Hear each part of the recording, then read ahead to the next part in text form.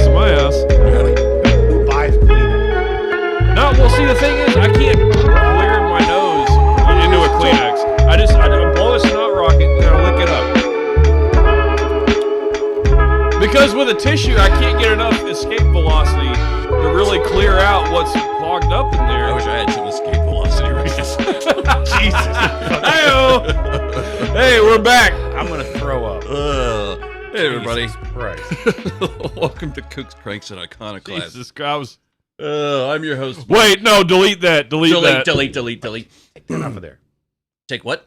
The heat on the heat, that's not good for those, those things. You can't put one thing on top of the other thing. Well, it's not good for my lap either. Well, no, but just don't put Yeah, it on the you're gonna make them sterile. Goddammit. You don't need no kids. Yeah, I don't want any.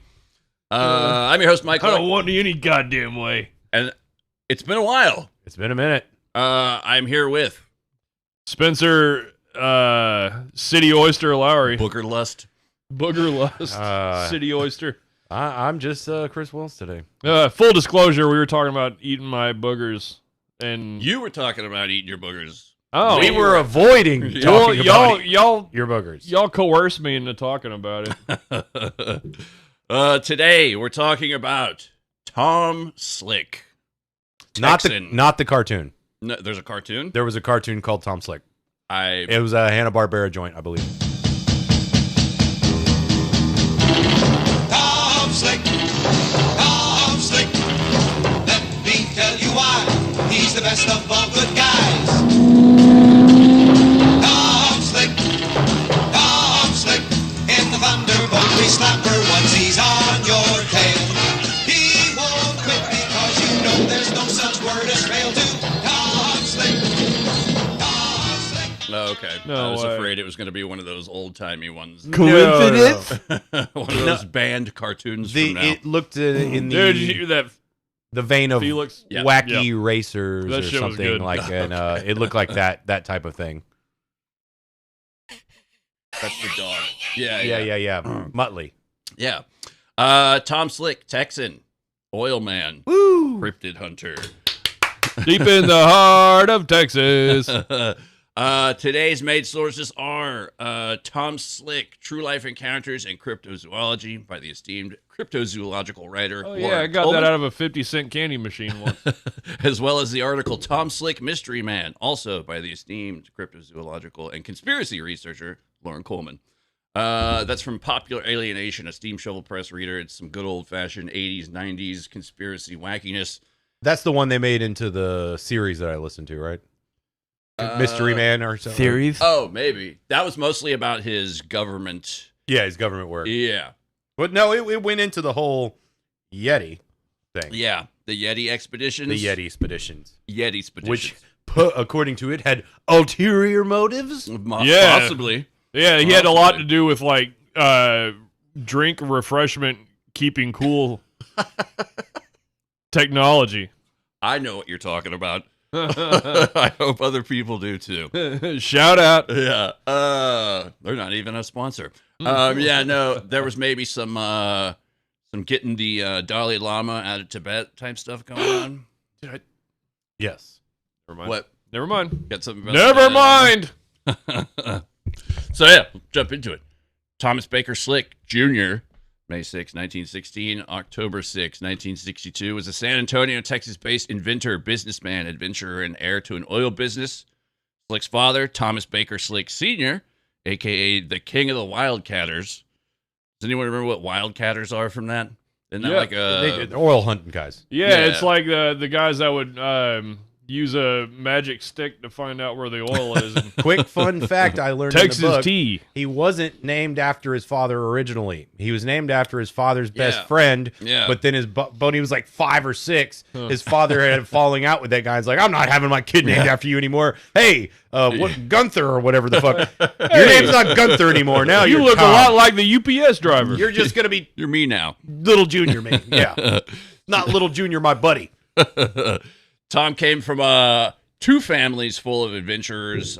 He grew up listening to all kinds of crazy stories about his family. His youth was what about you'd expect from a son of an early oil man, full of travel, excitement, adventure for a young boy in those days. One particular incident, however, stands out above the rest in his childhood. After the death of his father, Tom Sr., his mother betrayed his memory by marrying a business associate and friend of the family. Wait, wonder if it was the same guy. One more time. He must have fucked his wife. Charles Urschel. I wonder if he was. Did I do that? I wonder if he was originally Charles. Maybe. Maybe it's I can't Urshel, like Family Matters, dude. Yeah. Like That's what I thought of. Urshel. While the particulars He's like a of really the- smooth guy. The name is Urshel. Buddy Charles Urshel. While the particulars of the case aren't all that exciting, they do accentuate the high level of desperation many were facing during these dour Dust Bowl days, as well as the often not too well thought out and impulsive nature of such criminal endeavors of the day. Taking note that the number one scam at the They were time dour. was kidnapping and ransoming some financially well-to-do individuals, such as Urschel. Kidnapping Or was Urshel. huge back then. Oh yeah, I big mean, time. yeah, I mean the Lindbergh, Lindbergh baby. baby. I mean, Yeah. but that during that whole era, I mean, Charles anybody. Lindbergh ritualistically killed his kid and disguised it. There were so many kidnappings going on. Why not? Famed Nazi enthusiast. Yeah, he just did it for Charles the Lindbergh. insurance money. He got baby insurance. But yeah, Charles Urschel, Tom Slick's stepdad. Urshel. Urshel, excuse me. We'll go with that. He was kidnapped by none other than Machine Gun Kelly. Not that one. Shout out to MGK. Oh wait, no, the original, not. He's actually yeah, a really good yeah. guitar player. I'm gonna ignore that. Damn it. But yeah, the FBI ended up retrieving his stepfather, Urshel. And from that point on, basically the Slick family was like, we don't want to be in the newspaper anymore. We don't want to have anything to do with it. But Tom Slick was like, fuck that, basically, and didn't mind. And his whole life has basically been, fucker Slick. I would say, on the verge of being like a bigger than life character most of the time. Action packed. Would anyone like to read Tom Slick Jr.'s early years? Tom Slick Jr.'s early years were shaped by a nomadic lifestyle due to his father's independent business projects. Despite the constant moves, the strong-willed mother maintained some stability by keeping a summer home in Clarion, Pennsylvania. By 1929, the family also had residences in Oklahoma City and San Antonio, the latter of which Tom favored most. He liked the old Texas. His blood was too thick to be up north. From a young age, Tom was immersed in adventurous stories from both sides of his family, especially from his father and grandfather, which instilled in him a love for exploration and nature. He developed a deep interest in science, performing biological experiments in high school. AKA blowing frogs up Yeah, I was with about to say, firecrackers. what kind of biological, Bullshit. like chemistry Motherfucker experiments? tortured animals. Yeah, otherwise biological experiments means you're cutting animals open. Like I can't think of anything else that would be other Yeah, than. as a kid, I mean, what are you doing? Yeah, back in those days, too. I mean, farms in Are Texas, you hooking up an EKG to a fucking turtle? castrating cows. fuck outta here. all about sex because he grew up on a farm. Oh, what does that mean? Yeah. What do you think it means? Tom attended class in high school in Oklahoma City, OKC, before transferring to the prestigious Phillips Exeter Academy in New Hampshire after his father's death in 1930. Exeter and Gilligan. At Exeter, he focused on academics and social life, becoming a coxswain on the crew. And I'm not bullshitting. Hey, He not that became- there's anything wrong with Not that that. there's anything wrong with being a coxswain on the crew team and president of the Southern Club. Stroke! Stroke! Stroke! Billy Squire. Known for his distinctive black coat and Stetson hat, he cultivated a unique Southwestern image. Oh, boy. He graduated in Marlboro Man. 1934, the same period when Phillips Exeter received donations from the Harkness family of Standard Oil. Oil families and oil are going to be a huge... There was Standard Oil. Oh, there yeah. were They're in the background through this whole thing to a the degree. Trump family of oil. That summer, an expedition funded by the Harkness family successfully brought a giant panda from Tibet to the U.S. It was fingerling good. Well, which quickly died. Oh, yeah, most And definitely. refused to Pretty eat. much all these animals. that It won't they eat brought- hay. No matter how hard we beat it. It just won't eat hay. After graduating from Phillips Exeter, Tom Slick Jr. attended Yale University. Oh, where he was part of that whole Yeah, thing. that whole Yale He's thing. a Yale. He graduated Phi Beta Kappa in 38 with a biology pre-med degree. Fucking. At Yale, he remained close with his Exeter friend S.S. Wilson, and they often traveled together and slept big spoon to little spoon. You forgot to mention the interesting Yale part. What does SS Skull stand and for? Bones? Skull and Bones. There is some. Shit I sucker couldn't Wilson. find anything to. Affirm that he actually was Yeah, in Skull and Bones. It was claimed in the Owen Wilson produced podcast that I listened to that he was, in fact, in Skull and Bones. He's in Skull and Bones. Wow. That's why we had to have you here, because you're the best at the Owen Wilson shitty impression.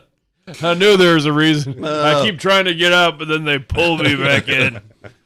Slick briefly lived in Oklahoma City before settling permanently in San Antonio in 39. He married and soon divorced Betty Lewis, with whom he had a son, Willie. Known for his good looks and charm, Slick remained a bachelor for a time, enjoying social life, but also intellectual With conversations. a name like Slick. His name's William Slick. yeah. Slick Willie? Yeah. I wonder what his nickname was in his social circles at Yale. This is another, like, they kept talking about how Slick liked to just, like, date all these starlets and whatnot, and just like, but he liked to have intellectual conversation. Yeah, he was So friends it's with like- Jimmy Stewart. Yeah, who will come into play later in this story. Yeah. Let's see. During World War II, after being initially rejected from military service due to poor eyesight, bastard. Your money is in here. Slick It's served in Bill's house and Phil's house. And Slick served in various roles, including in Washington, Chile, Hawaii, Saipan, and Japan. He married Patty Nixon, no relation, I'm pretty sure, with whom he had 3 children, maintaining a strong relationship with them despite his divorce in 55. Slick was active in civic and scientific life. He was named San Antonio's Young Man of the Year in 1948. Oh, I God. hesitate to think where what that are the entails. child corpses? Yeah. Slick created a series of research centers to meet the challenge of betterment of mankind. After graduating from college, he decided to realize in brick and mortar the nonprofit approach to scientific research that had always fired his imagination. Slick often described his thoughts on research to his friends in the following heretofore unpublished passage. This is from Loren Coleman's book. Anyone? Technical progress comes in 2 ways, the evolutionary and the revolutionary. In the evolutionary method, Hang in there. one little piece of new knowledge, a small step forward from previous knowledge, is laboriously added brick by brick until a worthwhile accomplishment results. Excuse me. This is the method of university research and of the great research laboratories that have grown up, particularly in America. It is becoming the principal means of scientific advance, and probably it is most certain and safest way towards technical progress. Probably. The Revolutionary War, on the other hand, is the way of the gifted inventor, or of the adventurous explorer. It is the skipping of small steps and the arriving at a radical advance, perhaps more by institution or by daring trial and error than by entirely logical reasoning. And grab her by the pussy. The revolutionary logic method involved. is the... God damn it, you're scrolling. Sorry. The revolutionary method is the way a Christopher Columbus, who doesn't sound as good these days, reasoning against all the accepted ideas of this day, takes a daring try and moves civilization far ahead, or by which the Wright brothers, They were white. they were or weren't they weren't Italian? I It mean, was originally Ritalino. Yeah. Trying a crazy idea ushered in the air age. discuss the ad. I do think about that, like this Tom Slick guy. I like to think, even though there's the Skull and Bones and the other oil man money tie-ins, Yeah. and he was like a billionaire of the time. I like to think that Born into it. he is the classic wholesome American adventure and businessman. Oh, yeah. The Al Bundy of the 1920s. Let's just keep our fingers crossed we don't find anything terrible out about him. Hey, we would have found it by now, I think. Yeah. Well, Nah. we get Give into it this. Some Give people it are just 10 a minutes. little less documented. We get into this CIA stuff later. Yeah, well, the way Owen Wilson portrayed him, And what is the story with the chicken? he didn't really want to do the CIA's dirt, real but American God damn it, hero. that Wow. Dulles, who he supposedly knew from Skull and Bones, Who did you know? Dulles, Oh yeah. They had there was other stuff too, like sort of a world peace conference that he got together. According to that joint, he Owen was Wilson definitely friendly with Alan Dulles, and they knew each other from Yale. Then he was unwittingly dragged into the CIA stuff, but he also helped fight the Nazis. That's true. And well, the whole Tibetan... And then he helped bring the Nazis into America. Actually, that was portrayed. Just the good ones. And a friend, yeah, it was like a good one. The guy was like, "But I don't want to get killed by Hitler if I give up this bomb to you." And they're like, and Owen Wilson's like, "Dulles, can we please bring it back?" You're an American now. Yeah, it was pretty much. He's like, "I'm going to save you." I'm going to get my friend Jackie Chan on this. Yeah. Tell us how to make the giant rocket. Yeah. 1941, Slick founded the Foundation of Applied Research, or FAR, later renamed the Southwest Foundation for Research and Education, or SFRE. Funded by oil assets, SFRE focused on biomedical research and education with major studies in heart disease, cancer, endocrinology, that's a big one, and reproduction. All That's problems another big one. caused by oil. It's a mutant baby. We don't know what to do with it. Today known as the Southwest Foundation for Biomedical Research, it houses the world's largest breeding colony of baboons and many other lab animals. You bet your bright red ass. In 1947, Slick also established the Southwest Research Institute, or SWRI, which applied science and technology to improve the use of human and natural resources. By 1960, SWRI had 500 staff and $5 million in research programs. Under new leadership, after Slick's death, SWRI grew rapidly, reaching over $140 million in annual revenue by 1986.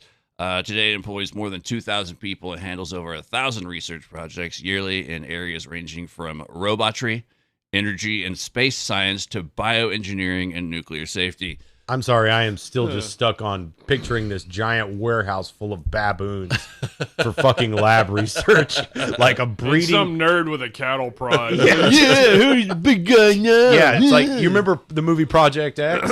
Yeah, I used to love that movie. Yeah, with all the and like how sterile Poor and all monkey the dies those from poor Oh no, monkeys. But I'm thinking of that, but like multiple times, just rows and rows of cages and coated with shit, coated with fucking shit, tortured fleas and baboons ticks, yeah. that are Flying there, everywhere. and yeah, they're gonna fucking flip out and kill somebody. Oh my god! Wait, do you think that place still I felt exists? so sorry. He tried to give the cigarette to that monkey. Yeah, He's that like, monkey- you got to go kill yourself and get the radiation. And Yeah. You get a cigarette. Yeah, Jesus, I haven't seen this movie. you've never seen Project X? You've never seen that? Matthew Broderick, dude. It's fucking. Yeah. it's- They're it's a teaching good movie. chimpanzees to fly nuclear missions because they want to get the bombers right in there, and generally the Well, they problem- want to test the survivability of on the pilots after dropping a nuclear bomb. So you get the The monkeys. radiation, so they use You get the monkeys monkeys instead to of do it. instead of humans. But they And have these flight simulators and these fucking monkeys. Anyway, we're getting off track here. Yeah, you said Shaka with a pole, and I thought of Who is Harry Crumb. That's what I went with. Anyway, check it out. It's a good movie. Yeah. Oh yeah, it's very good. Very sad. It is sad. I don't like to see monkeys abused. Helen Hunt- well, but the thing- apparently there's a vast swath Yeah. Uh, of people on the internet who do. A quick. The monkey dies. So not Virgil. Virgil is the one that knows sign language. Raindrop drink. Yeah, he he- wasn't supposed to be there. You know, like day off. he was he was supposed to go to a special reserve, and Helen He was Hunt. getting too old for that shit. Yeah, Helen Hunt went to find him, and anyway, Oh yeah, Helen Hunt too. it Yeah. was Helen Hunt. Yeah. Heyday, Helen Hunt. You know what I mean? Slick balances passion for science, strong I'm business acumen. Mad about her. In 1946, he co-founded Slick Airways with his brother Earl to address the need for air cargo transport. The airline, alongside Flying Tiger Lines, dominated the air freight market in the post-war era, evoking the daring legacy of World War II pilots who flew dangerous routes over the Himalayas, a.k.a. the Hump. Slick's adventurous lifestyle and eclectic interests echoed fictional characters like Indiana Jones. He even collected artifacts such as German General Staff Map of World Mineral Resources, an ancient Tibetan medical book from his global travels. Beyond aviation research, Slick held leadership on board positions in numerous companies across industries, including oil, cattle, electronics, mining, aviation, such as the Slick Oil Company. I mean, his name is perfect for fucking being an oil guy. You see it on an oil can outside of a gas station. Dude, I want to airfield. see those up. Oil can. All right, Yeah. continue. Mike. Tom Slick was deeply engaged in global issues and a strong advocate for international disarmament and world peace. He outlined his vision in 2 books, which I could not find.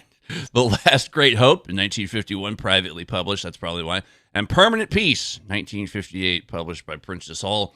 In these works, Slick proposed a gradual reduction of national military forces while building up a powerful international police force to maintain peace globally. Sounds like the New World Order to me, but Sounds like socialist bullshit. whatever. To support these ideals with action, Slick established the Strategy for Peace Conference. The first 2 gatherings took place at Arden House in New York, June 1960 and January 1961. Slick 50.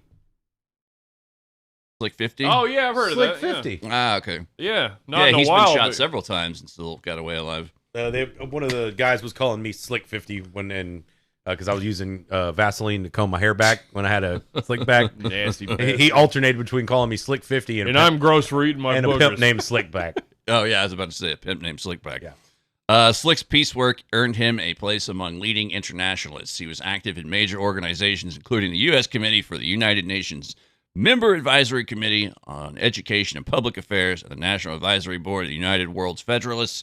He engaged in peace dialogues with major world figures such as Albert Schweitzer, Nehru, Churchill, Eisenhower, Henry Cabot Lodge Jr., John Foster Dulles, Cyrus Easton, and Norman Cousins. I know most of those names. One of Tom Slick's most ambitious and radical ventures was the Institute of Inventive Research, founded in concept in 1944 and formally named in February 1947. The IIR evolved from earlier efforts like the Esser Research and Development Company and the Institute of Industrial Research, and it was conceived as a platform to encourage the development of inventive ideas with public value. That sounds meaningless. Inventive ideas with public value. Yeah, that is definitely one of those Do good for your city. General corporation like slogans. Like when you try to look up a company, like you hear a company name and you look Hang it up, in there. and they're like, we have ideas of investments and Vertical integration. vertical integration. Synergy. Yeah, and other literally. buzzwords. Yeah, they just buzzwords. Yeah. You remember the Draw Muhammad contest in Garland back in the day? Yeah. Yeah, I do. Dude, I was looking into the organization that Jeez. threw I that forgot on. who- That's did that? that's an episode right there. Yeah, I've been looking into it. I'm going to talk about it sometime down the road, but it's fucking retarded. Okay, we'll talk about that later. Yeah. What was it? Oh, yeah, at its peak, the IR was receiving over 1,000 invention proposals per week, eventually accumulating more than 100,000 submissions. Despite the chaotic nature of the effort, described by Fortune magazine as a kind of concentrated chaos, the IIR identified and pursued around 114 promising ideas. And while the IIR is now defunct, it stands as a testament to Slick's belief in disruptive thinking, creativity, and his desire to channel innovation toward public good on a massive scale.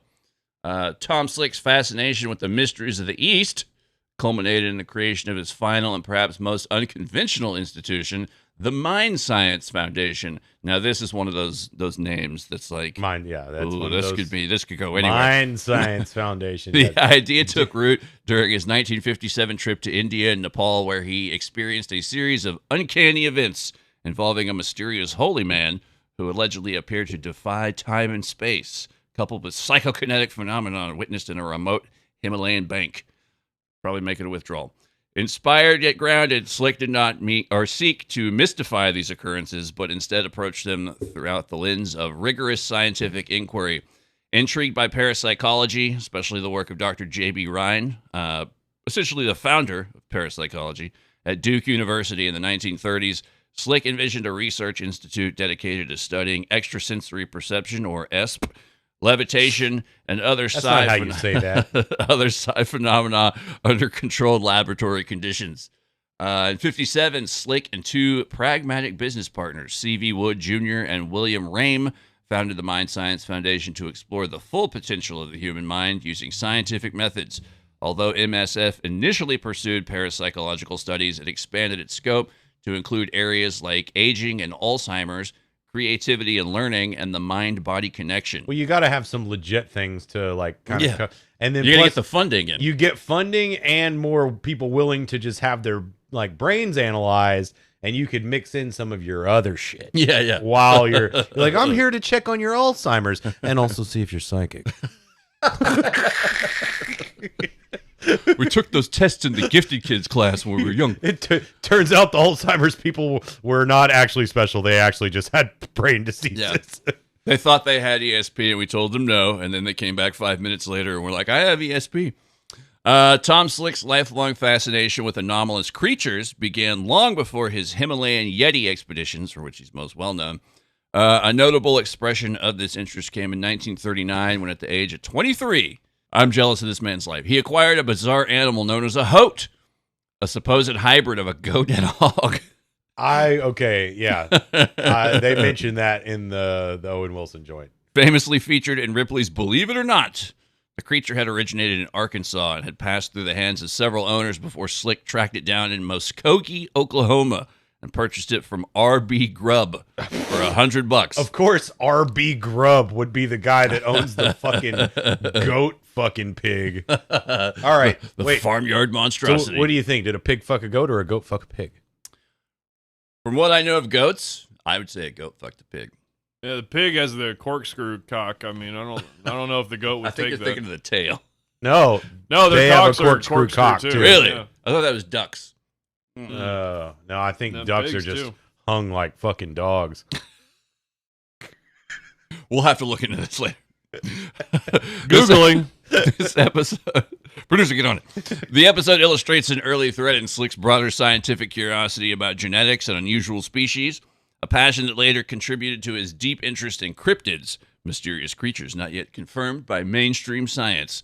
His sister, Betty pigs, Slick Mormon. corkscrew. Yeah? Yep. Let me see. Holy shit!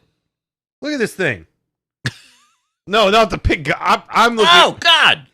Yeah, I'm looking at a pig mixed with a goat. Look, it's fluffy. Whoa. It's a fluffy pig. Oh. Wait, they bred it? Yeah, it's a fluffy goat. Kinda cute. That's AI. No, there's serious? a bunch of. Look, this dude did it in the 50s. Goat pig? Mr. Grump or whatever. What was his name? Grub. Well, I mean, you could probably inoculate just about anything with that bad Oh, Oscar. Jesus. That is terrible. Looks like a red wiggler. Yeah. I've never eaten Twizzlers again. His sister, Betty Slick Mormon, recalled that he was especially intrigued by the Yeti, or abominable snowman, and possibility that it might represent a missing link in human evolution. Slick's curiosity aligned with the emerging field of Here's one being cryptozoology. removed from its sheath. Oh, God. That's enough of that, Spencer. Oh! Put it back in. Wonder if that felt good or hurt. The study of hidden or unknown can't animals, which was gaining traction in the 1950s. He became aware and connected with early pioneers of cryptozoology like Bernard Heuvelmans, who in 1958 took on the track of unknown animals. It's considered foundational to the discipline. The timing of Slick's own Yeti expedition in the late 1950s suggests he may have been directly inspired by Heuvelmans' work, which combined rigorous biological observation with a willingness to explore fringe reports. That sounds like a Mexican Jew. Heuvelmans? He's Belgian, like the waffle. Huevo and Yeah, Edelman's. that's about the same. Let's talk a little Yeti.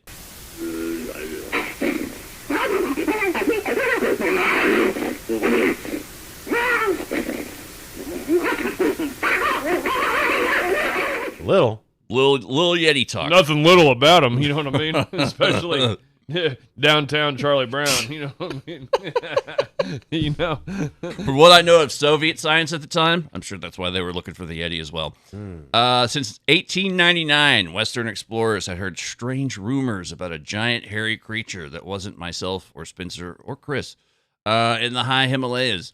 Major L.A. Waddell, 1889, reported finding large footprints in snow attributed to these creatures believed by Tibetans to live alongside mythical white lions. In 1921, British Everest expedition was a observed band. huge... Do what? That was a band. What, white tigers? White Lions. Oh, white lions. Oh, yeah. White yeah. Lion from the... what was their hit? It doesn't matter. Sorry. Continue. In 1921, British Everest expedition observed huge footprints at about 23,000 feet, which porters identified as the tracks of the Mitokongami, or abominable. Mitokongami. There's literally like hundreds of different names for the Yeti. It's ridiculous. Because it's a few different cultures that meet right there. It's Yeah. like Asian, which I mean, Indians are Asian, but like, you know what I mean? Yeah. Dot. Yeah. Yeah, you know what I mean. I'm trying not to go there, you know? But those people and then there's the other people on the other side of the mountain, you know, and who are ethnically different. And then people on the other side of the mountain. Tibet, China, Nepal. Yeah, they're all they're all tribal. You know what I'm saying? The footprints were much larger than human prints, stirring both fear and fascination. The creatures, described as half man, half beast, face white-skinned, body covered in thick dark hair. This still sounds like me to a degree. Long arms reaching the knees, similar to apes, muscular with bowed legs and inward or backward turning toes. The whole backwards feet thing that appears in a lot of Sasquatch. I hadn't Yeti heard type that shit. ever before. I guess maybe I've never noticed. Like bug legs, kind of like. I think it's just they thought their feet were on backwards because they would try to like track them, and they could never find them. So I think it was like a folklore thing that sort of That makes sense. stuck to them. I'm sorry, I am 2 lines ahead where it says the females Yeah, I was just have about to read that. Go ahead. the females have long breasts that they throw over their shoulders when running.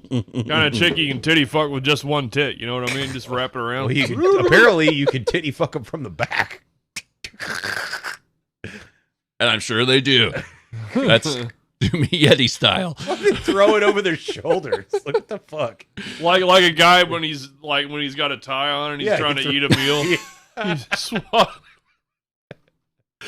He uses it to like dab her beard or Yeti. Oh, your beard, it's so bushy. Let's see. The Sherpa call it the yeti or mite, which is the origin and meanings of which are controversial. Other names include Migu, Merka, Wigo, Sagpa, Shkpa, and in Burma, Tok or Mouthman. Spencer. There's overlap with names of tribes or forest wizards, adding some confusion. Some educated Rude, vulgar Westerners. thing, you. Yeah, some educated Westerners have reported encounters, lending some credibility. Hugh Knight saw a large blonde gorilla-like creature holding a bow and arrow. Spencer. N.A. Tombazi, a fellow of the Royal Geographical Society, Spencer. reported seeing a large upright walking figure at 15,000 feet in 1925. Tombazi observed footprints that were bipedal, around 6 to 7 inches long, with clear toe Spencer. marks with indistinct heels. He described the footprints as unlike any quadruped. Most 6.5. naturalists, Above the average. Most naturalists dismiss these stories as myth or folklore. However, the widespread and consistent nature of the legends across many Himalayan regions keeps the mystery alive. The Yeti legend is a complex blend of folklore, eyewitness accounts, and some tangible physical evidence, i.e. footprints. Deeply permeates Himalayan culture and has captured the imagination of explorers and scientists alike. Reports such as those from Tombazi and Knight add intrigues, but inconclusive glimpses. Tom Bozzi sounds like a 60s cop show star. Starring Tom Bozzi as absolutely. Captain Clink. So, Yeti shit. This is one of the bigger pieces of evidence, so to speak. That absolutely came up in the teleplay. It's one of the... There's all kinds of antique Oh shit. wow! Look at the. I can't even. Look at this. I'm in the. Oh, Look at wow. the size of this shit. Wow. What is up with that chicken? Grab a bag. No, like Have the chickens had a chance to hatch? Well, if it's not too much trouble, you can check on it for me. Thanks. Sorry to put you out. Whoa. Members of the expedition also found occasional entire heaps of excrement along the trails they were following. On his reconnaissance, a fellow by the name of Stonor, not Stoner, but Stonor, had twice found a large animal's droppings containing fur, rodents' bones, and certain amount of earth. The natives that he had asked all unanimously told him that the Yeti ate small mammals that lived among the rocks, like marmots and pikas and mouse hairs. I assume that's where Pikachu comes from. probably. And large insects. Besides consuming clay, for Why would you eat clay? It's like how chickens eat rocks, I think. Yeah, grit helps them digest. I Or thought maybe they chickens just- eat rocks just because they're fucking stupid. A little from column A. The rocks help pulverize the food in their gullets. But I don't think they. I think that's just an added bonus. I think chickens really are just dumb, Well, yeah. and they just pick shit off the mean, ground. they are brain is dumb this as fuck. big. Yeah. We actually had some baby birds fall out of the ceiling at work this week, and Baby birds are the dumb. one of them, they are so stupid, but They one of just them, sit there, me, me, me. yeah, they were yeah, pretty much. One of them looked just like Larry David. Fucking idiot. It had the like one of them was just bald, but the other one had the ring, the flared out feather coming on the side. It was Like the amazing. crusty hair. Oh, it was Larry David the bird. We were talking about Larry David the bird all fucking day. Pretty bird. Very nice, very nice. So other than heaps of Yeti shit, Yeah. there's also apparently, allegedly, mummified remains. The most interesting information they collected was about the various scalps supposed to belong to the Yeti. It will be recalled that the Lama, Chemed Rigdzin Dorje, there's Tibetan names in here. They're going to all be fucking butchered. I'm just saying right now. Said that the remains of snowmen were venerated as relics in several monasteries, and that he had seen 2 of them himself. Relations with Tibet were so strained at the time that it seemed unlikely that the Western scientists would soon be able to check his assertion. But on the 9th of October, 1953, a group of 4 mountaineers named Rusi Gandhi, J.A. Gaitande, P.V. Patankar, and Navnit Parikh, Shankar. sorry guys, of the Bombay Natural History Society stopped on their way back from an expedition at the monastery at Pengboche, 5 miles from Thiangoshe, in the direction of Everest. The monks there told them that there was a Yeti scalp in the local Gampa, or small temple, and after a good deal of hesitation showed it to them and to Dr. Charles Evans of the successful British Everest expedition, who was just passing through. And Austrian anthropologist Professor Christoph von Fierheimendorf. Getter Heimendorf. Heimendorf. Haimendorf. Makes me want to say it over and over, was also present. The Indian mountaineers photographed this oddly conical specimen, and the head lama kindly presented them with a single hair. Yeah, see, from the research I've done, not just on this, but just the stuff about Yetis, Yeah. there's all these like little special like villages and religious people that they have them as like a shrine. They have Yeah. bits of Yeti, but you can't see it. It's just like how in Ethiopia they have the Ark of the Covenant. Yeah. We have the real Ark of the Covenant. Yeah. We can't show it to you Yeah. and prove that we have it, but trust us, we got it. Trust me, bro. Because if you see it, your head will fucking explode. So, Bro, trust. yeah, we can't show it to you. Here's But how you say thanks in Nepali. Dhanyavad. Anyavad? Dhanyavad.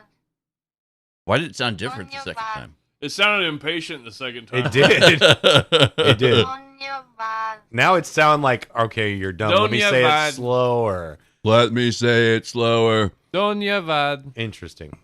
Let's see. So the build of these things is obviously supposed to be big and powerful and muscular. Most of them have a dark brown coat, probably a, I would assume, chestnut color. Tiny Sparse- dicks, believe it or not. We don't know that. they're like 4 or 5.5 inches. Huh? Let's see. Mine is Titanic in comparison.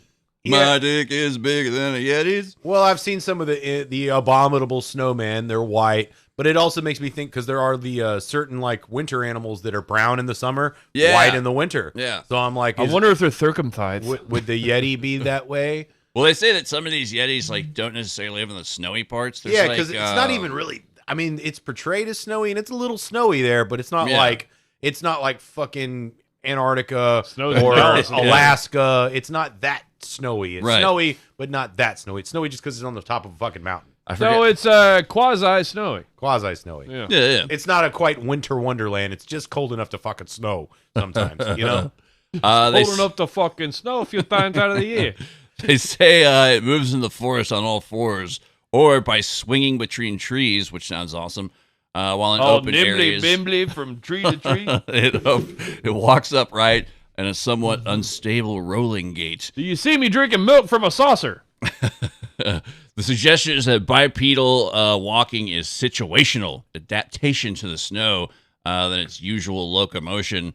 I would say the same thing like you would normally. You watch chimpanzees; they can walk around on 2 feet, Yeah. but they only do that when they're charging another one up. Sometimes when I'm really Or tired and running have to really go up a flight fast. of stairs, I'll use my hands and feet. So you go the opposite, Yeah. like because on an incline. Sometimes when I'm in lazy shitball mode, yeah, chimpanzees occasionally walk on 2 feet. You occasionally go on all fours. I revert to dirtbag You mode. revert. Yeah. Yes. Okay. The proposed scientific name for the Yeti is, oh boy, Dinanthropoides nivalis, which translates You do that good. That was pretty into good. regular people talk as terrible anthropoid of the snows. If proven related to Dianthropoides. Gigantopithecus by teeth or skull comparisons, it would be reclassified as Gigantopithecus nivalis. Very good. Thank you. Let's see. These things are like supposedly 5 to 8 feet tall, varying and Not very abominable. due to sex, age, race, etc. I would love to go out into the woods and find Bigfoot, and he's just really my fucking height. You're like, oh yeah, Hey, regular size foot. hey, give me taps, bro. Knock it down. It's so weird that they think You see him there's- peeking out behind a tree? Yeah. they think there's multiple race of Bigfoot or Yeti too, which is weird. I don't know. Well, Yeah, I they mean- got the 6-pack, the 12-pack. Well, again, like I was saying, you're right there on the cusp of that Asia, where if you Yeah. go one side of the hill, you got that group, you got one, and those people all do look different. yeah. Yeah, it's like Mike, me and you versus the Peruvians. You know, they're short and stubby because they live at a higher altitude. that how that I'm works? short and stubby. I live at the same altitude as you fucks. Oh shit! I guess that blows my theory out of the water. Yep. Darwin was wrong, bitch. Challenges in fighting the Yeti are that the creatures are adapted to high altitudes and rugged terrain with better endurance and agility than human searchers, obviously. No shit. Large expedition groups, like up to 30 Sherpas plus their white European leaders, I'm sure. Oh my god. Hey, that's how it worked back then. Employers. Just saying. Yes, They were employers. employers. Employers. They Were, stimulated the economy. They're Yeah. good for everybody. yeah, thanks, They gave Tom them Slick. cigarettes and alcohol. And Hey, you like cigarettes and alcohol, irrevocably don't you? changed their culture. They also probably rely on stealth and patience over brute force. A guy by the name of Gerald Russell, who's another, I guess, zoologist, anthropologist, wildlife capture expert, suggested small concealed teams waiting strategically would be most effective. So Clever it's girl. like Delta Force motherfuckers need to catch these things. The Yeti is more likely encountered by chance than through planned hunts. Heuvelmans ends by acknowledging the frustration cryptozoologists face. He says, it is difficult not to be exasperated when all the pieces of evidence run away as soon as the experts arrive on scene. Yeah. His analysis You only represents the catch scientific optimism and systematic approach brought to the mystery by Slick's expeditions and contemporary research blending folklore, paleontology, and direct fieldwork. Heuvelmans himself was later involved as a consultant to Tom Slick. And once again, as mentioned before, his book pretty much put Tom Slick on the path to this. Tom Slick's fascination with India, inspired by stories from his father and his own mind science inquiries. Oh god, how somebody's full of themselves. Yeah, My mind mind science inquiries. I don't know. I I want have to. mind science. I want to inquiries. put the Owen Wilson portrayal of this man in my head and keep him nice, wholesome American adventurer, not just some asshole, rich asshole that exploited tons of people and had these crazy fucking brain. You calling Owen Wilson a liar? No, No, in fact, you're not. he's also from Dallas. Yep. Don't Yeah. mean he ain't full of shit. Yeah, Wow. he has a cocaine habit. And they call him the Yeah, and Butterscotch he Stallion. stores it in his nose like a squirrel hides nuts in their mouth. No, That's he's why an his nose is IV all- user actually. Oh. Really? Yeah. Can we verify this? What does he? anywhere? Does he it shoot is- it into his big fucking schnoz? It has been verified actually. Oh, okay. He does shoot up heroin and cocaine, Okay. or he did. I heard Rob Schneider likes to choke Filipino people in the shower. I would believe it. Yeah, he's really racist. He is? Yeah. Yeah, he's Yeah, no, Xenophobic his- white Yeah, supremacist his almost. daughter. He's not even white, is he? He's Schneider. Wait, he's mixed. that could go either way, right? Yeah. Okay. Schneider! Anyway, no, I'm not going there. No, doing it? he's gone all right wing. Yeah, no, I know. His daughter did tell all. I keep up Joe with all Rogan-y. the celebrity stuff. Don't you bring Joe Rogan into Oh, this. hot take. I'm calling him out. Joe Rogan, face me in the octagon. You hear me? Anyway, I'm coming to Austin. I'm coming for you. I would like to go to his comedy club. It'd probably be fun. In the early 1950s. Yeah, I hear it's very nice. Yeah. In the early 1950s, during visits to India, he heard reports of half-ape, half-human creatures, yeti, roaming Nepal. Wait, that was a weird half-human creatures, yeti. What? You wrote that weird. Half humans Half ape, rape half the human Yeti. creatures, yeti, roaming Nepal, Tibet, and surrounding areas. Oh, there's a semicolon There's there. too many fucking well, there was An those implied hyphens. semicolon. Anyway, in the surrounding, in 1954 Daily Mail expedition. What? The Daily Mail back then? Oh yeah, they've been around. They fueled the Yeti expedition? I think Rupert Murdoch is like 160 years old. Anyway, in 1956, Slick conducted his own reconnaissance into the Himalayas. He went on his own fucking adventure here. Wholesome. Speaking with a caravan of people and locals Goddamn true American. who claimed Yeti sightings. He just wanted to get to the bottom of this truth of the Yeti. This marked the start of his serious expeditions to find the Yeti. The belief in such a creature was not far-fetched, given recent cryptozoological finds in the region, most notably the giant panda, because, I mean, it was cryptozoological to the rest of the world, because they heard about a giant panda, and then there was recently discovered to us, and was still very rare in captivity in 1956. Thus, the prospect of a major discovery like the Yeti was plausible to Slick. They also, in one of the things I was reading about, like it's also like the giant salamander. Yeah. There was like how big is the giant salamander? It's like 4 feet long. Oh, yeah, it's big. It's like 100 pounds. It'll knock you on your Damn. ass. It's big enough to do that. I don't think it'll knock you on your ass. I've seen them. They're really. Oh, maybe you. They're really lazy. Mm. Yeah. I mean, I'll arm wrestle that motherfucker. I saw one video I'll of one. fist him good. This will piss it off. I saw one in a cave one time, like rush at some people that looked pretty fucking scary. But I would. When were you in a cave? No, like on a video. Okay. The royal eye. Yeah. When I say I saw something, it's probably on TV. Okay. During the inquiries with all these people, Slick learned of Peter Byrne. Byrne? An Irish-born big game hunter who had been searching for the Yeti in Sikkim since 1948. Byrne discovered his first Yeti footprint near the Zimu Glacier, a site with previous Yeti sightings. Zimu, Sikkim, get the Byrne fuck pursued outta these searches intermittently, but struggled to secure funding, eventually moving to Australia in 1954 and working as a journalist. God, there really was just a lot of opportunity for people back then, wasn't there? It's yeah, if you let were me just go fuck off being an adventurer searching for a Yeti for There some were years. still uncharted parts of the globe back in those well, times. I ran out of funding. I guess I'm just going to go be a journalist in Plus, if Australia. you came from money or less people in the world. There was just less people in the world. Pretty much every job paid. There was, I would have loved except for coal miners. I always say I was born in the and wrong possibly Sherpas. In spring 1956, Tom Slick, Dick, and Peter Byrne's path crossed. Byrne, still without funding for a full expedition, worked as a guide and continued searching for Yeti signs near the Nepal-Sikkim border. Sikkim? After a month-long unsuccessful search near 15,000 feet, which is fucking high. It's hard to breathe right there. That's like K2 Himalaya shit right there. Playa from the Himalaya. Byrne and two Sherpas came across a group of men camping below on the high moorland of Trabajo. Oh, Trahablo. Trahablo. It's not on the high moorland of it's Trabajo. Probably Trajablo. Trajablo. Treasure blow. So on Trabajo, they joined the group, which turned out to be Trabajo.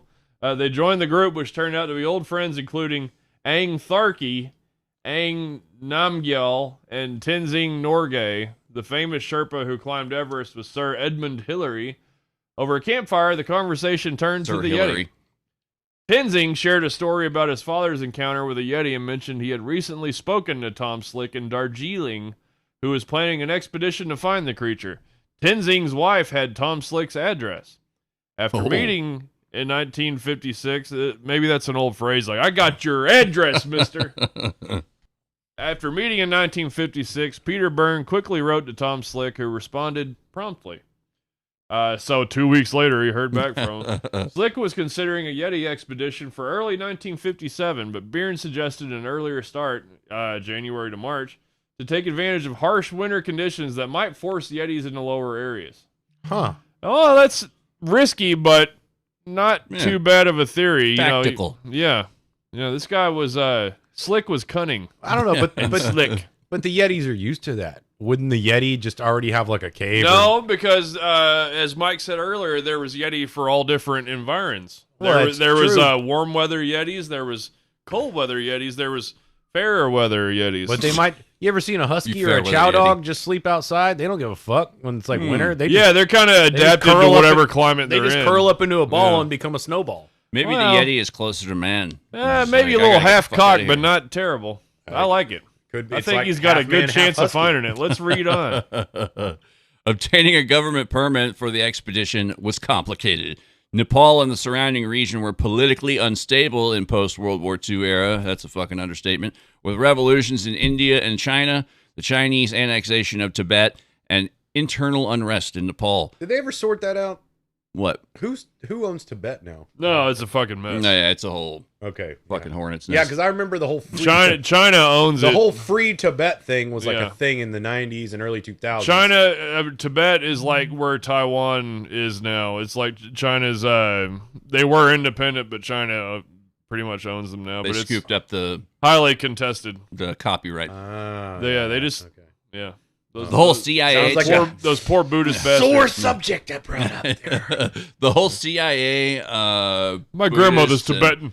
Getting the what was it, the Dalai Lama out of there? Yeah. Like the Dalai Lama didn't really directly deal with the CIA, but his brother did, and his brother is still, from what I understand, if he's still alive, has regular confluence with the U.S. government. Yeah, the weenie llama. Yeah, and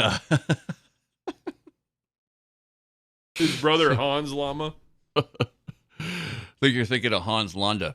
No, yeah, like he basically Tenzing, whatever. I forget the guy's real name. The Zap Dalai Dick. Lama's real name. Dick slap. God He damn was it, like- Spitzer.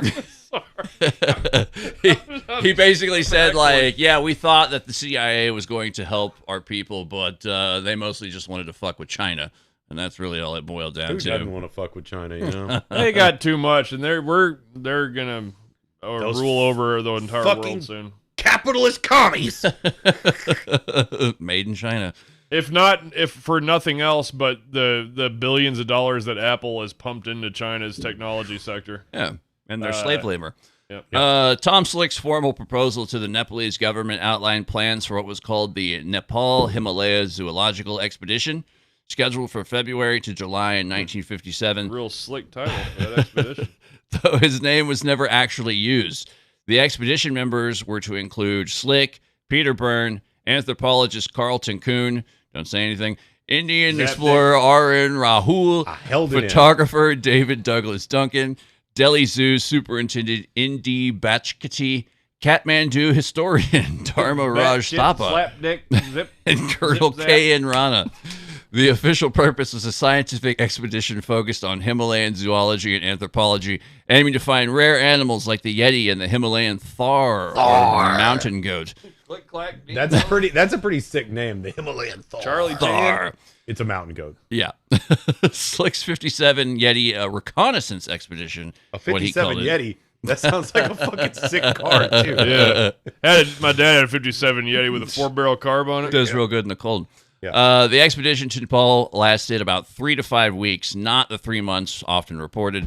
The field team was pared down to Slick, Peter Byrne, and Indi Bachketi, accompanied by 7 Sherpas and 40 porters. That's a lot of porters.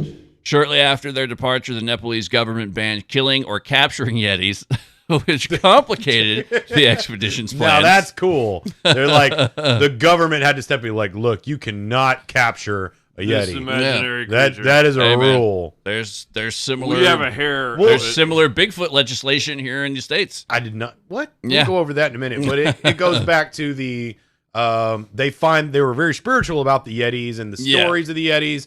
The same reason they like have the essentially, what do you call those the bones of the saints inside the church? Oh yeah, like I forget the proper name. What's the but proper fucking name? Why am I Just an artifact, I guess. no, they have a proper name for that. But anyway, it's the same thing. They had the Yetis in these religious sites, and they, very spiritual about them. Yeah. And had their superstitions about them.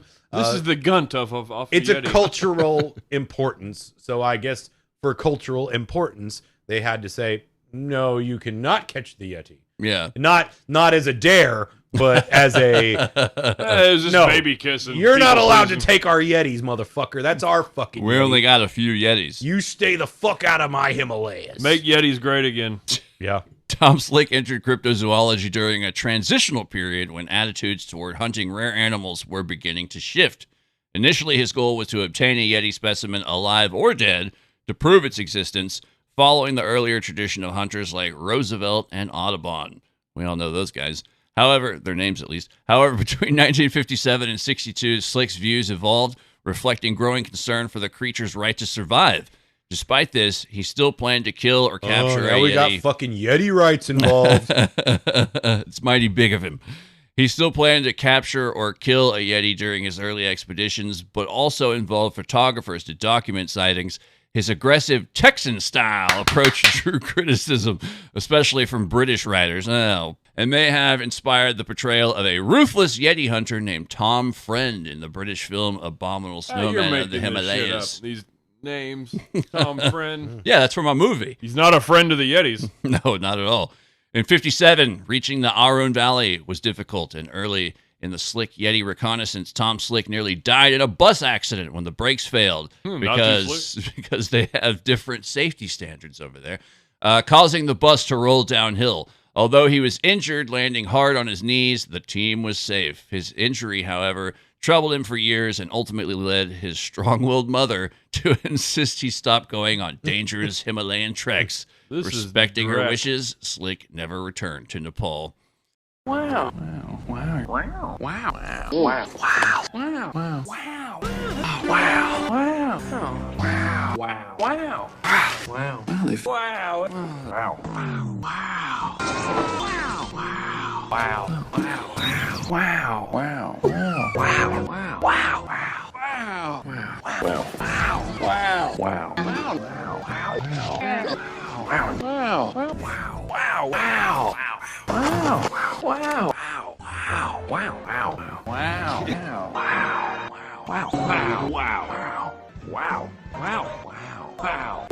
Summer's Eve makes me feel fine.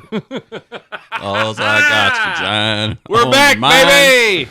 The expedition traveled quickly through various villages and regions en route to the Arun Valley. During interviews in the village of Kampalung, Slick learned of local distinctions among three types of Yetis: the Shukpa, the Chute, and the Mete, with villagers distinguishing the yak-killing Chute from the Shukpa. Not the yaks. Oh yeah, the yaks are getting slaughtered. This shaped Slick's theory about multiple Yeti varieties. Mete, more like Met. Hey. Holler at a Yeti. Player from the Himalaya. Let me holla at you. The team established high-altitude camps between 10,000 and 16,000 Jesus. 16,500 It's like feet. impossible to breathe. I mean, Yeah, you need oxygen tanks and shit, man. Where they found snow leopard tracks and what they believed to be Yeti footprints during their explorations in late March to early April. Tom Slick, working at 12,000 feet near the snow line, but separately from Byrne, found a set of footprints 13 inches in length, which is not weird because that's about the size of my foot. Five-toed. Yeah, that's the same. No, Same. I yeah. wear a size 13. Yeah, but that's not. Isn't it inches? Get a ruler, dickhead. It's supposed to be, but I know what feet would. That's about a foot. What size are you? 13. Damn, I guess that is okay. I stand corrected. That is. You got the same shoe. That's just what they That's tell a you at the shoe. little boy's shoe store that you shop at. I'm a size 8. Sorry. Tom Slick. Oh, yeah. Let's see. 13 inches in length, five-toed. That's good. And obviously bipedal. Slick discovered the prints in earth, not snow. What's so good about having 5 fucking toes, huh? You don't want to be missing a big toe. My dad your only balance has is all 7 fucked toes. up. You could have 3 little toes and 1 big toe. Or 3 big toes. Or if he had only 2 toes, but they were both like 3 inches wide. That'd be weird. You'd be a freak of nature. Slick discovered the print in earth, not snow, made photographs of them, and then made casts of the tracks. Peter Byrne found a different set of prints at about 10,000 feet on April 2nd, 1957. Byrne continued to search in the next few days for further signs, but the creature had apparently moved too far. The reconnaissance was coming to a close, and the teams regrouped to begin their descent. Like Harry and the Hendersons, where he takes those plaster casts. Yeah. Well, everybody does. You sell Bigfoot tracks, bro. That's Yeah, you can get them at any kind of nerd You want convention. to look for dermal ridges when you're messing with those, because the skin. Wrinkles. Yeah. Yeah. On their return journey from 12,000 to 7,000 feet, Tom Slick's party stopped at several villages, including Campalung, again, to interview locals about the Yeti. Then they returned to Biratnagar. Biratnagar. That was close. Confident they had gathered significant evidence. Slick reported encountering 3 sets of Yeti tracks that they were believed from the Yeti. 3 sets of tracks they believe were from the Yeti, and concluded that there were at least 2, possibly 3 types of ape-like creature in the region. The larger type, described from about 15 eyewitness accounts, was about 8 feet tall, bore resemblance to a gorilla with long black hair, sometimes with a white band around its midsection, kind of like a skunk, I guess. Walked upright on 2 legs. No. It's like he's wearing a cummerbund. Yeah. Oh, okay. I get it. It's exactly It's Yeti formal wear. like a white It's a belly. fancy Yeti. Okay. Well, like hamsters. I've had a hamster like that. Oh, yeah, okay. I like think a there was ring-necked dove. Or like a mogwai. Years later, researcher Bernard Heuvelmans highlighted Slick's key contribution, the distinction between 2 Yeti types, a larger blackish one and a smaller reddish one. Little red bone. Slick's fieldwork was groundbreaking at the time.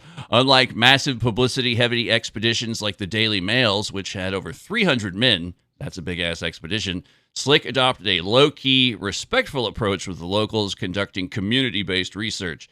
He even used a clever method to help eyewitnesses describe the Yeti, showing them a set of 20 animal photos to select those most resembling the Yeti.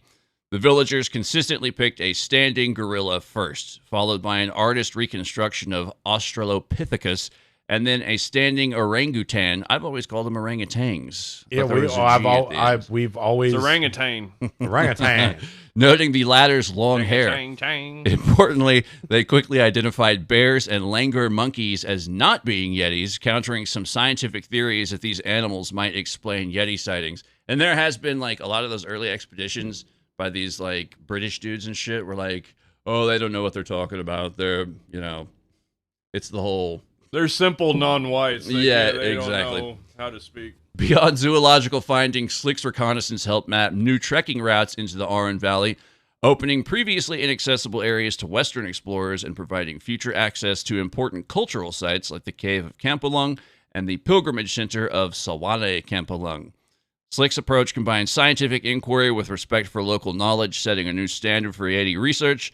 The distinction of multiple Yeti types was an important insight that influenced future studies.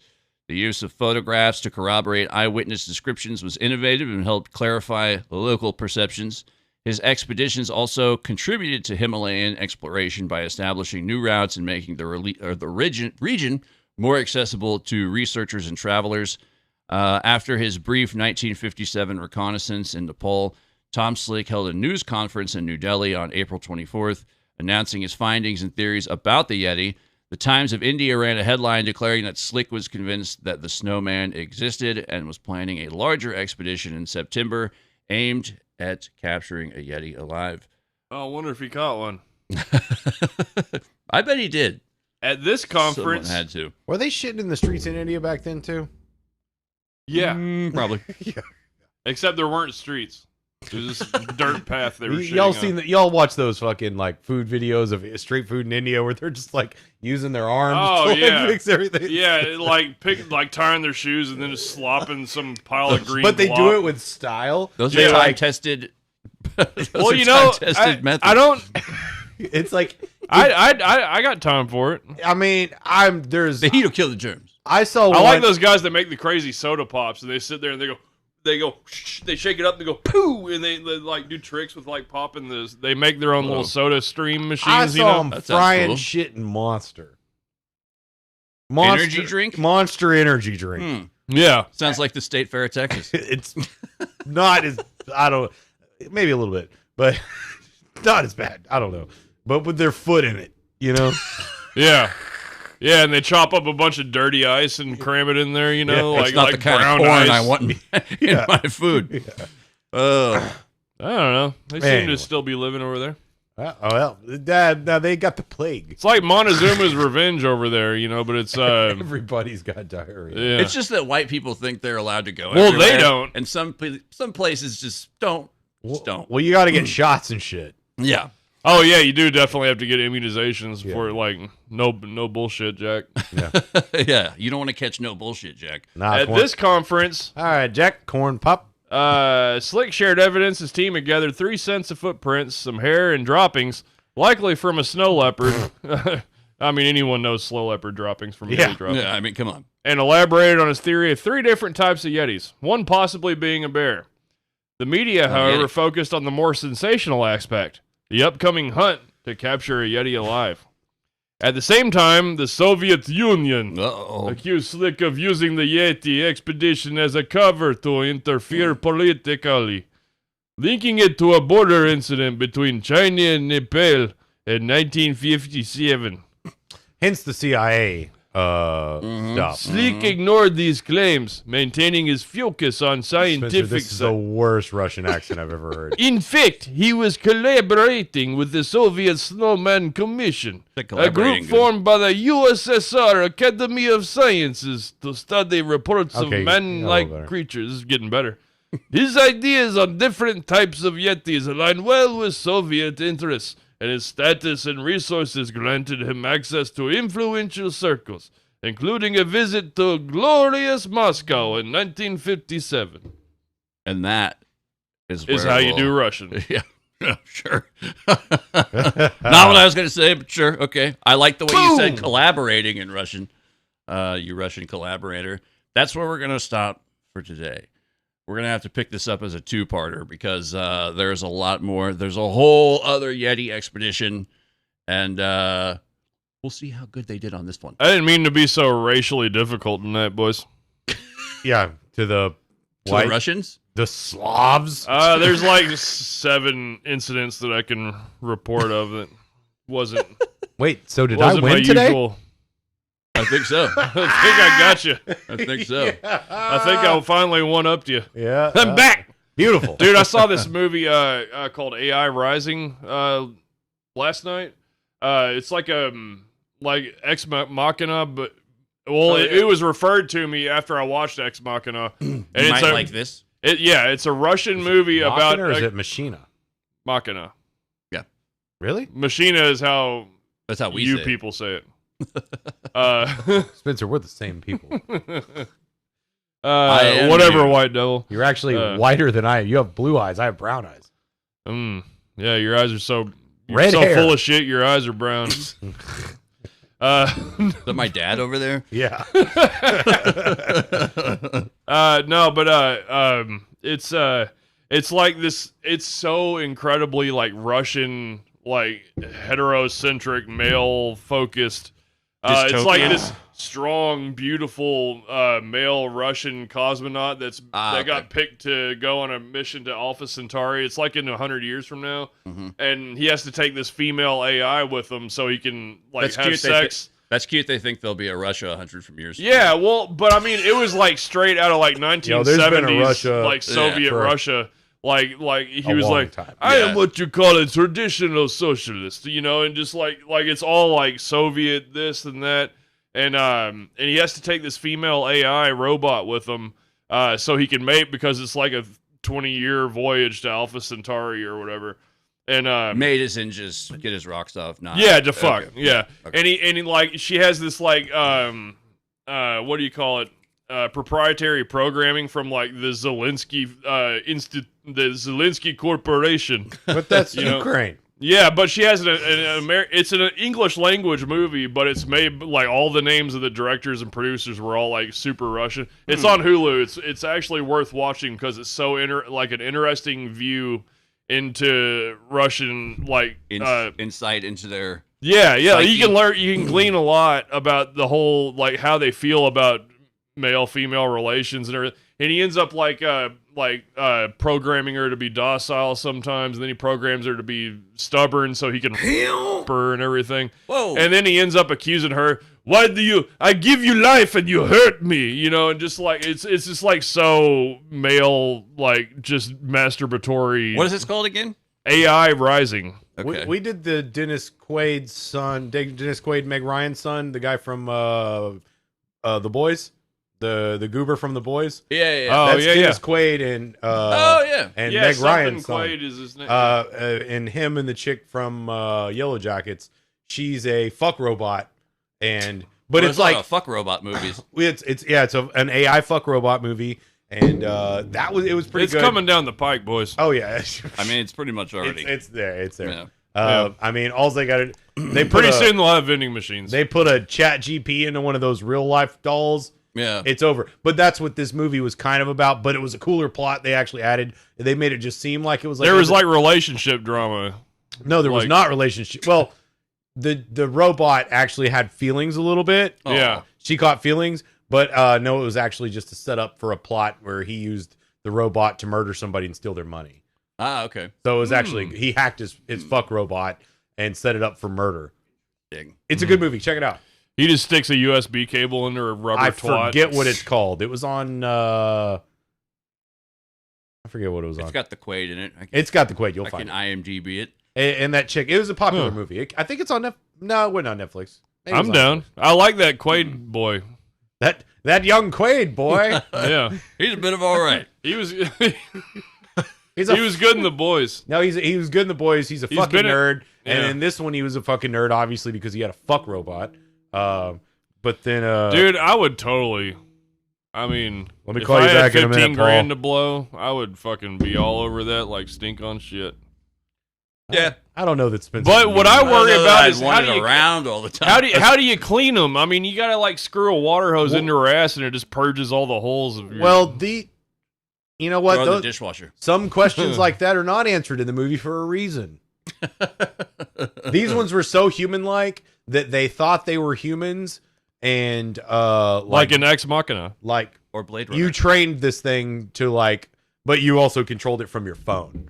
Like, Of course you did. You could Oh, set yeah. the level of intelligence. dude. They have the Like, penis if you want- implant. It's like- workable from your phone. You can hit your phone and like give me an erection. Boom. Boy, we've got an age of wonders ahead of us, boys. Yeah, but they were talking about it on the side Age of stories. nightmares. They were talking about it on the side stories today, like the penis implant that you can use from your phone to give your like a push button erection. Nah, you have to charge it, the implant. That's what Musk has, and it doesn't and in work. order to get it, they have to flay your penis like a butterfly shrimp. They had that shit since the fucking late 80s. Yeah, but now it's Bluetooth. Paul Castellano, the boss of all bosses, the one that Gotti killed in front of Sparks Steakhouse, Yeah. had one. He got it so he could fuck his Colombian maid.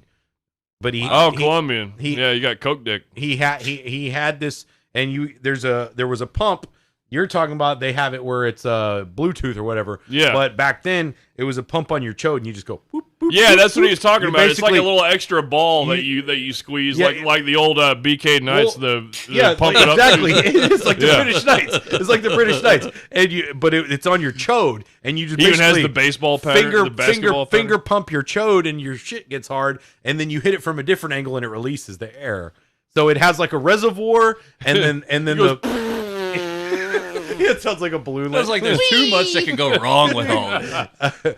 Look, Very frightening. hey, and if it's good terrifying. enough for the boss of all Well, bosses, it's just the surgery that's involved to install it is horrific. It's almost Yeah. like turning your Audi into an innie I don't want my and chode then sliced sewing open it or back anything. together. Like I got a doc lined up I'm fixing to watch called Devil in the Ozarks about this guy who was a police officer. yeah, they were yeah, talking yeah. about that on the That's where I heard it. side Yeah, stories yeah. too. Yeah, Yeah, I'm gonna check That's this out. interesting. That 6'9" fucking maniac that's Yeah, just he raping looks like his a real piece of shit. and he escaped. Like he's just wild in Mexico now. no, he's wild in the Ozarks. Yeah.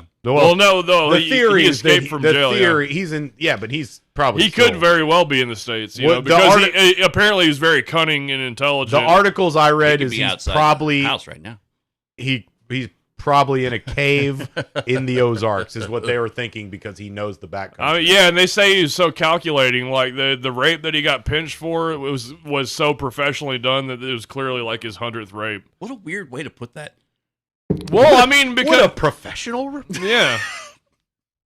What's our movie picks? Which also On on judging from all the other podcasts I listen to, we got to take the R word out for our YouTube stuff because Dude, I watched The Coffee Table on Tubi. but they also say it's also like the first like 10 minutes or Yeah, something yeah. after that. It's you- the first 30 minutes, I think. something Yeah. like Yeah. that. Tubi, there's this movie right now called The Coffee Table. It's a Spanish, like, from Spain movie about this couple that just had a baby, and they're, like, older. They're, like, in their 40s or 50s. It hits its head on the coffee table. Well, they get I this did that. coffee table that the husband likes, but the wife doesn't. He's home watching the baby while she's out grocery shopping. The baby's crying, and he's, like, trying to, calm it, walking Breastfeed it. around, being a dad. And he sets it down on the coffee table to change his diaper, and the unbreakable glass breaks and cuts the fucking baby's head off. Jesus. Okay, And he loses his mind, so his wife comes home, he cleans up the blood, said he cut himself on the table, and he said the baby's asleep. And, so he's trying to pretend like the baby's asleep. He's like, don't wake him up. He was crying for hours. Just let him sleep. And like his brother comes over and her wife, and, he's trying to pretend like everything's all right because he just doesn't know what to fucking do. It's horrific. And then finally there's like, okay, why won't you let me see the baby? And they find the fucking head under a table, like, under a chair. It's like he cleaned up everything, but forgot the fucking Well, head. he couldn't deal with it. He knew it was there, but he just couldn't bear to pick up his dead baby's head. So it was like the telltale heart. And then they found out, and then the beating of that baby's head. and then the end of the movie, the mother just jumps off a balcony and fucking kills herself. When Jesus. she finds out, like, One of my first there's no real, like, traditional movie like Yeah. plot line resolution. It's just it's horrible, and then they die. And that that's sounds on like all Tubi, the huh? that Yeah. sounds like all those movies that we watched in It's the interesting. 90s. They were just Yeah. traumatic and like Gummo or something. Just traumatic and terrible and then nothing. Dude, I won't No ever point. watch Gummo again. That movie. That's fucking terrible. Yeah, and the what- people we know who I'm talking about. The people that like that movie, you're an idiot. Anyway, Yeah, no, that's what this movie's like. Like, it's so, and like he's trying to, like, he doesn't know what to do. He's Yeah. completely beside himself with grief. Understandable. And he's just like, and then he eventually, like, he records a video, like, he's gonna kill himself. He's like, I'm sorry, I sure hope you can forgive me. of one course, day. I in love these you. I days, love her everybody's son." got to document their. Yeah, and then she finally finds out, and then she just jumps right off the balcony and fucking kills herself. Which is what And I that's would do. the coffee table on Tubi. Yeah. Check it out. Yeah. From our That's the name of it. yeah, the One of coffee my table. first head traumas was one of the glass dinner tables. And You it's know- you almost remember- humorous when he's trying to pretend like everything's all right for a while. Like, people keep coming up. He's like, no, the baby's just sleeping, you see. But- She should have taped it back on like Dumb and Dumber style. Dude, Yeah. he changed the That's diaper what I was on it gonna ask. after Pretty baby. he was so, like, shaky hands. He changed the shitty diaper on the. Oh my god. All right, guys. This is Harry, it's a I good took one care back. of it. It's a good one back. It's a good one back. Yeah. Wow. We had an episode about Yetis and still managed to put baby decapitation in there and all kinds of other good stuff. And my head trauma. Yeah. Well, I think we've all got some head trauma in this room. I'm your host, Mike Luck. This has been Kooks, Cranks, and Iconoclasts. I'm joined by Spencer Booger Eating Lowry. Lust. Yeah, I'm just gonna put Chris. We'll be back next week with part 2. I'm gonna regret that tomorrow.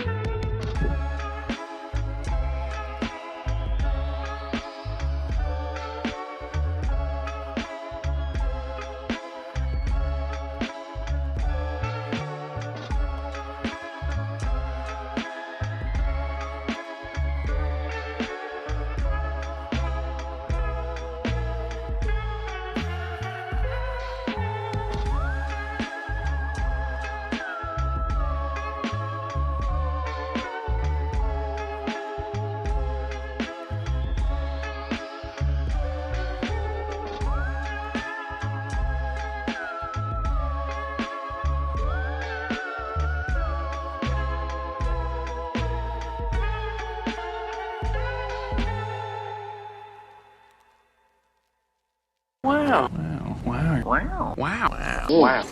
Wow. Wow. Wow.